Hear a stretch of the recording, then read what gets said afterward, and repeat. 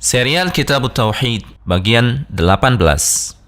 Berdakwah bukan asal-asalan, punya perencanaan dan ada skala prioritas.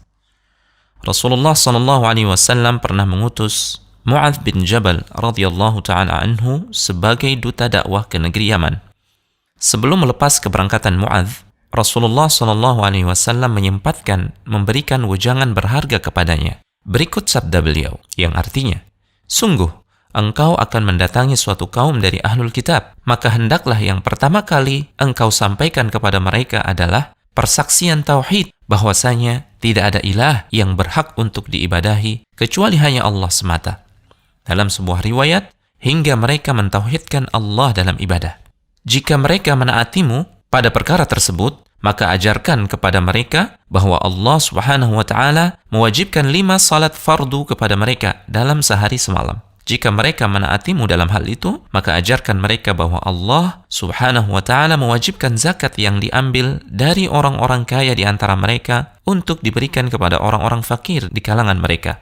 Jika mereka menaatimu dalam hal itu, maka berhati-hatilah engkau dari harta mereka yang paling berharga. Jangan engkau berlaku semena-mena mengambil harta tersebut. Dan takutlah engkau dari doa orang yang terzalimi, karena tidak ada sekat antara doa tersebut dengan Allah untuk diijabahi. Hadis ini sahih, diriwayatkan dalam Sahih Al-Bukhari dan juga Sahih Muslim. Juga diriwayatkan dalam Sunan At-Tirmidzi, Sunan Abi Daud, dan Musnad Imam Ahmad. Melalui hadis ini, Nabi mengajarkan kepada kita bahwa dakwah tauhid adalah dakwah yang pertama dan utama. Kepada orang yang lebih dulu menerima kitab suci sekalipun, Rasulullah SAW tetap menjadikan tauhid sebagai fokus dakwah yang utama. Kepada ahlul kitab, Rasulullah SAW memerintahkan Mu'adz untuk mendahulukan pelajaran tauhid sebelum mengajarkan salat dan zakat. Selain itu, ada banyak pelajaran berharga dari hadis di atas. Di antaranya adalah, pertama, di mata Nabi, perkara dakwah adalah perkara yang agung lagi mulia. Inilah prioritas hidup beliau dan para sahabat beliau, radhiyallahu ta'ala anhum ajma'in. Nabi sampai mengutus dutanya ke negeri lain demi dakwah. Kedua, penting sekali memperhatikan realita dan kondisi objek dakwah. Lihatlah bagaimana Nabi memberikan wejangan dan wawasan kepada Mu'adz perihal masyarakat yang akan didakwahinya.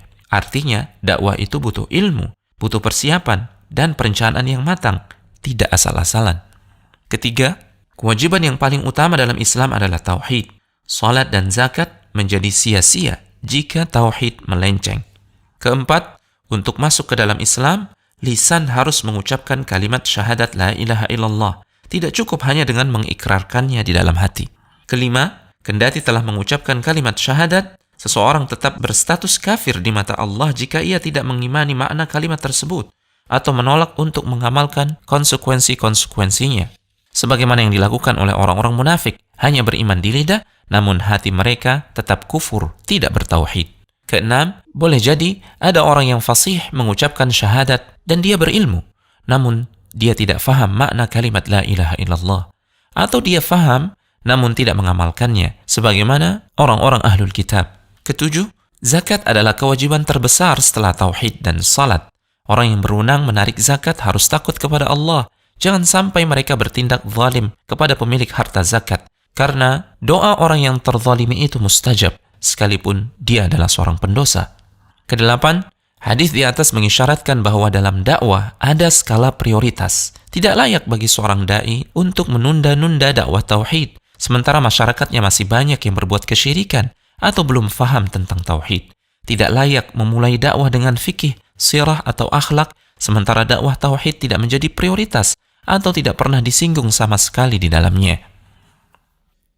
Telegram channel Kristal Iman.